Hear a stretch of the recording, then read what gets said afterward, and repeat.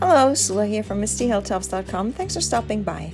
I have another quick card making video, and for this one I am also using one of my freebie cut files that are available as freebies on my blog, MistyHilltops.com. They're a silhouette or any cutting machine cut file basically. And so I'm also using the digital version of my Valentine from Carta Bella.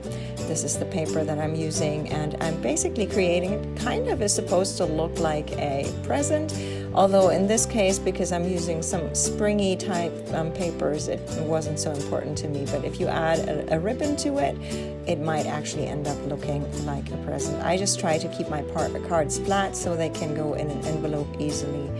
And so all I need to do is now add it to the back, the card base, and that's it. I'm going to leave you with some more close-ups. I hope you enjoyed this video. Give it a thumbs up if you did. Consider subscribing, and I hope you have a great day. Thanks for watching.